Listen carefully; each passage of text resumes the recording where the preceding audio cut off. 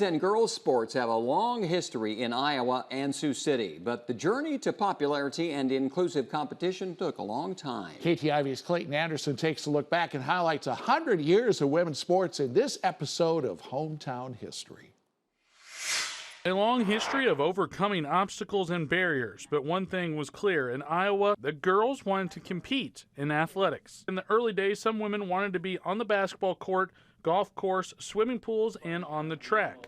So much so that some even tried to blaze trails, like the 1902 Morningside basketball team that had many victories before the Methodist Church, who was affiliated with the college, was less than excited about their decision to play. They were in such disapproval of that Morningside got in so much trouble, basically, that they could not offer interscholastic girls basketball for many, many years after that.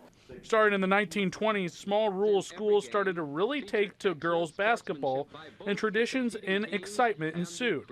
But it was a different game. It was played with 6 players on the half court. 3 players would play offense against 3 defenders, and they could only dribble twice. Once the defense got the ball, their goal was to get the ball back to their offensive players to attack the basket.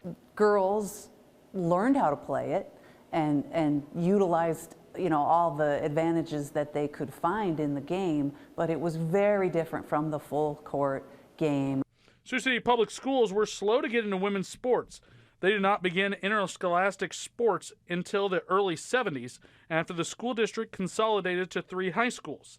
While Sioux City high schools were slow to adapt interscholastic girls sports within the high schools, they were quick to jump on 5-girl basketball, a transition from the half-court 6-player basketball. This came after a court case in 1984 that allowed schools to pick between full-court basketball and the storied 6-on-6 version. Sioux City elected to play full-court basketball because of players missing opportunities to get college scholarships to play basketball. The girls that came out of that 6-player in Iowa to go on to play in college were generally forwards who had a lot more ball handling experience and shooting experience. Now the Caitlin Clark effect is real. Many Iowa high school athletes are competing at the top level and going to the top level in college. Iowa has a strong history of girls basketball, as one time in the 50s, 70% of high school girls played basketball. And in 1971, 20% of high school girl athletes in the country were from Iowa.